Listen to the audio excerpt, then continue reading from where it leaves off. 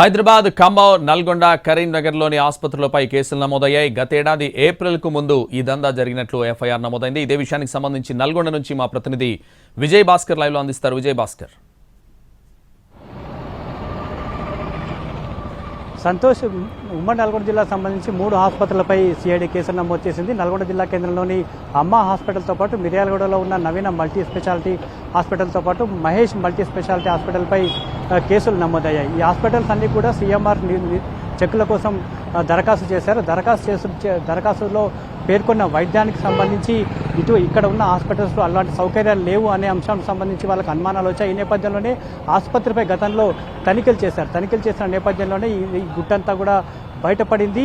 ఎక్కడైతే వైద్య సేవలు అందించారో ఆ హాస్పిటల్లో అలాంటి వైద్యం అందించే సదుపాయాలు లేవు, అటువంటి డాక్టర్లు లేరు, అటువంటి ఎక్విప్మెంట్ కూడా లేదనేది విచారణ నిర్వహించిన సిఐడి అధికారులు గుర్తించారు. ఈ క్రమంలోనే ఆసుపత్రికి సంబంధించిన బిల్లులతో పాటు రికార్డులన్నీ కూడా గతంలోనే స్వాధీనం చేసుకున్న పరిస్థితి అయితే ఉంది. మొత్తంగా ఈ 3 హాస్పిటల్స్లో 25 పైగా నకిలీ బిల్లులు సమర్పించినట్లు కూడా తెలుస్తుంది. దాదాపుగా 50 కోట్లకు పైగా నకిలీ బిల్లులు సమర్పించినట్టు కూడా తెలుస్తుంది. ఇందులో హాస్పిటల్కి సంబంధించిన యాజమాన్యం సంబంధం ఉందా, లేదంటే ఈ హాస్పిటల్స్కి రిఫరెన్స్గా వస్తున్న కొంతమంది ప్రభుత్వ డాక్టర్లు కూడా ఆ బిల్లులపై సంతకాలు చేసిన నేపథ్యంలో వారి ప్రమేయం కూడా ఉందా అనే కోణంలో అయితే దర్యాప్తు అయితే కొనసాగుతుంది.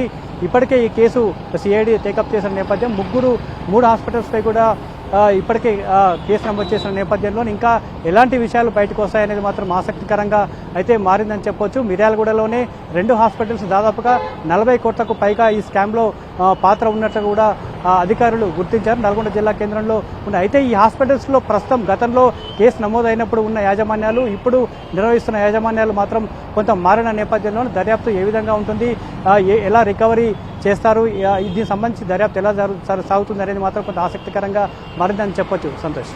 Thank you.